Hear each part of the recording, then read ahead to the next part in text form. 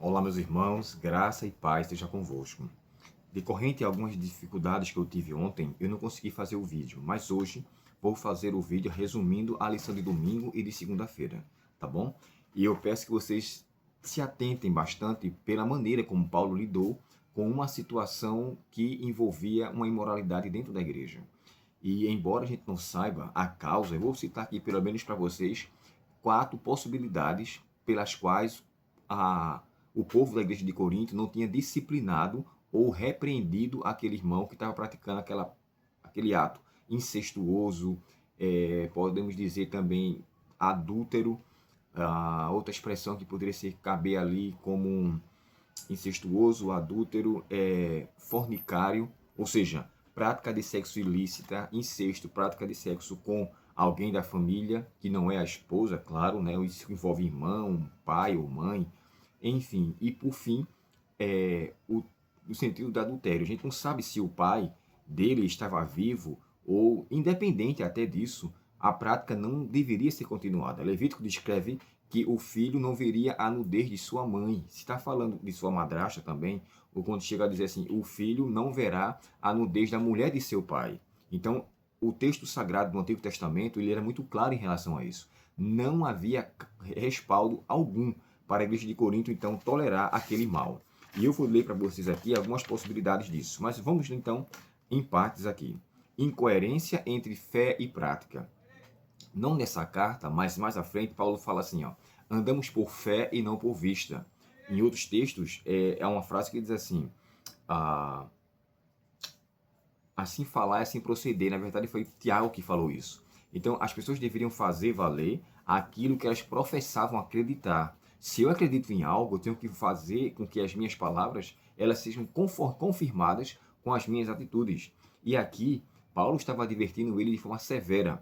E eu estava dando uma rápida pesquisada para saber por qual razão aquela igreja não tinha repreendido. Eu vou dizer para vocês aqui, pelo menos, 4 possibilidades, embora não sejam exatas essas posições, mas vai servir para a gente ter uma certa noção. Primeira questão, irmãos, a igreja de Corinto era uma igreja muito abastada de várias coisas. Entre elas, a igreja era muito orgulhosa, e quando ele chega a dizer assim, vocês se ensoberbecem, ou seja, vocês estão cheios de si, acreditando que a postura que vocês têm, os benefícios que vocês lhe dão, não devem lhe dar a brecha para você fazer o que está errado. O que está errado, independente do contexto que se vive. Olha só, aqui diz assim, ó, uma dessas possibilidades fala do orgulho espiritual. Nós somos especiais. Quando ele chega a dizer assim, na primeira carta de Coríntios 5, verso 6, Paulo fala, o seu orgulho não é bom. A igreja de Corinto era famosa por dons espirituais, línguas, profecias, conhecimento, no verso 5 ou verso 7, mesmo capítulo, eles começaram a achar nossa igreja tão espiritual que nem esse mal nos afeta. Olha só o senso do orgulho, por isso que o orgulho é pernicioso. A pessoa então se enche de si mesmo e dificulta o trabalhar do Espírito Santo. Eles viraram então tolerantes para com aquilo. O autor, até da lição, ele chega a dar uma outra possibilidade de que talvez aquele membro fosse um membro que tivesse uma boa condição financeira e ele passava-se de largo o pecado que ele tinha feito, já que a igreja se beneficiava com as suas finanças. Mas aqui, continuando ainda, uma outra possibilidade seria o falso entendimento da liberdade. Corinto era porto, ou seja, era um lugar onde tinha um comércio muito grande ali. E tinha prostituição cultural, filosofia grega do tipo o corpo não importa, só o espírito, o que eu faço com o meu corpo não tem valor, mas sim com o meu espírito. E aí vem aquela visão platônica de alma, corpo e espírito. Uma outra possibilidade é a terceira, medo de parecer julgadores. Não, nós não vamos julgar porque isso é um caso que pode nos ofender. Nós estamos julgando a vida do irmão. Mas é de fato para fazer isso. Paulo chega advertido com mais severidade que ele seja entregue a Satanás, eu vou falar sobre isso na lição de segunda-feira, mas ele descreve aquele mal não deveria ser tolerado. Deus não abençoa quando o pecado é abertamente conhecido pela igreja e ela se cala diante daquela situação. Então, assim, Paulo, quando ele fala no verso 2, ele diz assim, ó, vocês deveriam se entristecer, mas não fizeram. Provavelmente para não magoar, não expor, não perder o membro. Virou um deixa quieto para manter a paz. Isso está errado. O pecado ele tem nome, não tem apelido. Ele deve ser chamado pelo nome, deve ser classificado como algo horrendo, para que a punição, a disciplina, sirva para aquele novo membro quando entrar. E entender que naquela igreja existe respaldo bíblico do qual a pessoa tem que levar como uma regra áurea, uma regra de moralidade para fazer valer os princípios que Deus concedeu. E o quarto e o último possibilidade aqui fala da influência da cultura de Corinto. Em Corinto, relacionamentos assim como madrastas aconteciam até entre os pagãos, e alguns até se vangloriaram disso. A igreja foi se acostumando, foi deixando entrar. Quando você convive com o pecado, todo dia ele para de lhe chocar, ele para de ser algo impressionante. Agora sim, essa possibilidade aqui ficou meio dúbia, né? Porque ele chega a descrever isso acontecia entre os pagãos. Não. Paulo descreve, na verdade, na Bíblia, essa possibilidade não tem tanta coerência. Porque Paulo chega a descrever que nem entre os pagãos. Tem um texto, irmãos, que é dito pelo Gaio, né, Institutas, ele chega a dizer assim, era algo que violava tanto a lei de Moisés, de acordo com Levítico 18, de 7 a 8, como a lei romana. E aí é o texto Gaio, Institutas 1.63. Aqui está falando de um escrito antigo. Porém, os romanos e gregos não toleravam essa prática até então. Aí quando Paulo fala, nem entre os pagãos vejo tal coisa, isso era algo que trouxe horror à igreja. Agora, hoje que coisa interessante. Quando Paulo fala que ele tomou conhecimento de que o povo vivia em desavença, de acordo com o capítulo 1 de Coríntios, ele fala que eu tomei conhecimento pelos membros da classe de Cloe. Aí ele fala quem foi. Agora ele fala que esse assunto se tornou tão escancarado que todo mundo sabia. Ele, no verso 1 fala assim, ó, comenta-se por toda parte que há imoralidade sexual em seu meio, imoralidade que nem mesmo os pagãos praticam. Então, assim, era algo que trouxe um escândalo geral, as pessoas comentavam na sociedade da época até então, e ao chegar ao conhecimento de Paulo, ele então escreve para adverti-los. Quando a gente entra na lição de segunda-feira, e antes de entrar na lição de segunda-feira, uma questão que é clara aqui, irmãos, é o seguinte: independente de quem seja, independente de como se esteja fazendo, se há um pecado na igreja que toma-se conhecimento, a igreja deve tomar uma posição. Nunca tolere o mal. O capítulo 3 de Apocalipse, verso 19, fala assim, eu repreendo e disciplino todos quanto amo. Sede, pois, zeloso e arrepende-te. Eu repreendo e castigo ou disciplino, está no mesmo expressão do grego. Mas Deus não tolera o mal. A Bíblia fala que ele é tão puro de olhos que não pode ver o mal.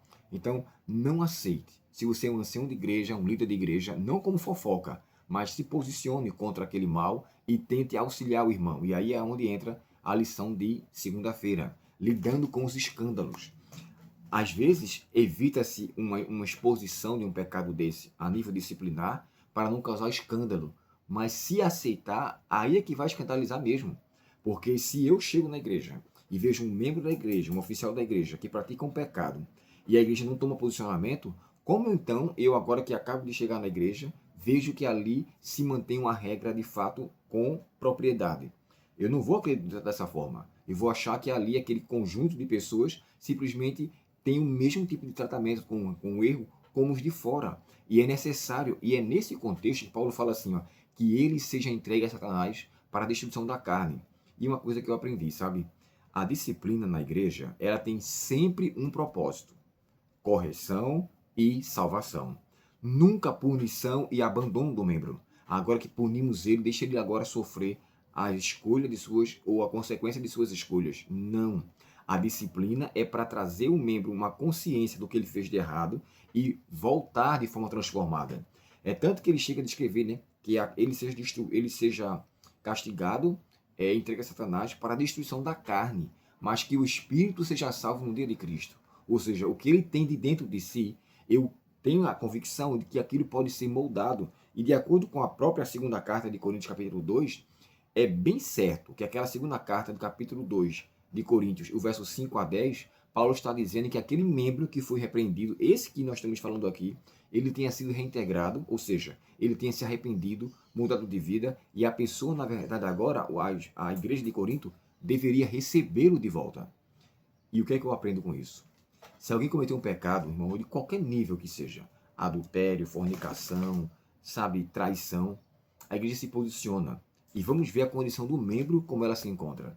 Se o membro da igreja, naquele contexto, ele estiver em uma situação onde ele demonstra arrependimento, contrição, tristeza pelo pecado que ele cometeu e quer de fato ser reintegrado, eu particularmente observo que ali deve ser feita uma disciplina de um período de certo tempo, e para que quando o fruto do arrependimento ser evidenciado, ele seja reintegrado. Porque se você o elimina e o tira do rol de membro da igreja, e daqui a 6 meses ele retoma, ou um ano, ele se arrepende e na verdade se batiza, eu particularmente entendo que esse batismo se tornou algo desnecessário se a pessoa mostrou fruto de arrependimento. João falou isso, né? Mostrais, pois, frutos de arrependimento. Demonstre que você mudou. Se alguém está em Cristo, nova criatura é. Então, agora, se a pessoa não quer se arrepender, se a pessoa descreve que quer viver no mundão, quer viver naquela vida de violação contra a lei de Deus, de forma aberta, clara, aí sim, a igreja se posiciona para uma remoção, se posiciona para uma eliminação de membro, mas ainda assim trabalha em prol dele para que ele resgate, seja resgatado e se volte. Toda disciplina, irmãos, na igreja tem um propósito de auxiliar o membro a levar com seriedade o conhecimento do mal que ele praticou e seja de fato recebido de volta.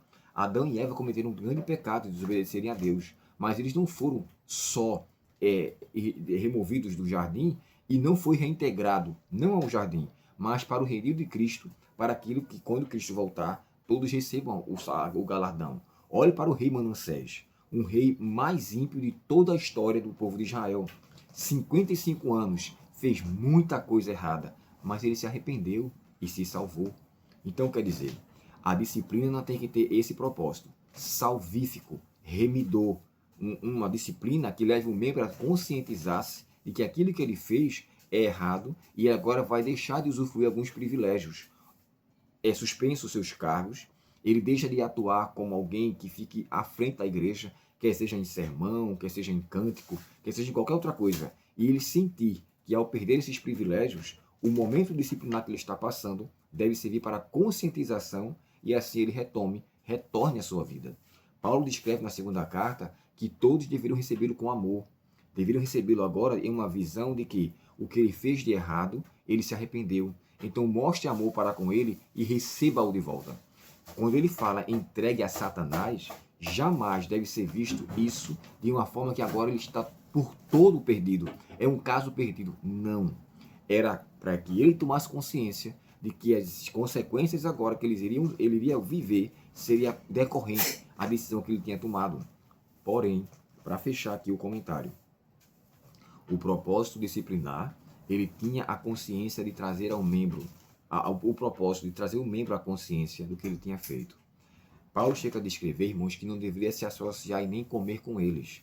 Eu já falei para vocês aqui em outros vídeos que comer com alguém envolve relacionamento. Então, se você se relaciona com alguém que está abertamente no pecado e não o auxilia, não estou dizendo com isso que você agora vai fazer dele um inimigo. Não. Mas evite um certo vínculo para não escandalizar os outros. Poxa, fulano está vivendo com ciclano depois de tudo aquilo que aconteceu. Viver é diferente de manter contato ocasionalmente. E quando Jesus estava, de acordo com o capítulo 15 de Lucas, com os publicanos, com os fariseus, com os líderes daquela época, publicanos e pecadores, escribas e fariseus. Os escribas e fariseus condenaram a Cristo, de acordo com o capítulo 15 de Lucas, verso 1, por ele estar comendo com pecadores, porque comer envolve relacionamento. Então, se a pessoa comia com eles, era classificado como um deles. Mas Jesus tinha um propósito de salvação. E ali, todo o contexto das 3 parábolas, ovelha perdida, dracma perdida e filho pródigo, estava envolvido em mostrar que aquele que era mal visto pela sociedade, Cristo o olha com outra percepção e o está disposto a recebê-lo para o seu redil. Então, assim, Jesus, quando diz em sua carta, no seu livro de Apocalipse 3:20, né? Eis que estou à porta e bato. No final fala assim, entrarei em sua casa, cearei com ele e ele comigo, ou seja, comerão juntos. Jesus quer um relacionamento que envolva intimidade. E o comer aqui com a pessoa que é prática no pecado era mostrar uma afinidade com aquela pessoa que não se importou em ter melhoria. Mas volto a dizer, se a pessoa de coração, de contrição se arrepende, a igreja deve usar o senso e agir pela misericórdia. Não vamos remover o irmão.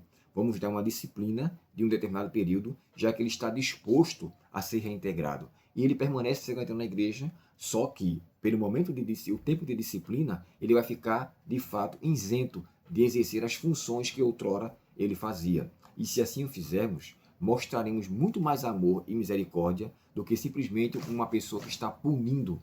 Lembre-se, bem-aventurados misericordiosos, porque alcançarão misericórdia. Que Deus, portanto, nos abençoe e que sejamos, de fato, pessoas e líderes que saibam lidar com amor com o erro de alguém e, agindo pela misericórdia, possamos fazer cumprir a palavra de Deus na vida daqueles que estão em erro e em nossa vida diante do nosso Pai Celestial. Vamos orar? Obrigado, querido Deus, pela tua bondade e misericórdia. Obrigado porque sabemos que mesmo em meio a uma vida de erros, o Senhor nos está disposto não só a nos convidar, mas nos transformar para o glória do teu nome.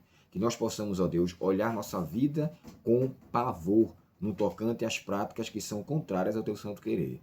Dá-nos um bom dia, Senhor, perdoa nossas faltas e nos dá a tua direção, em nome de Jesus. Amém.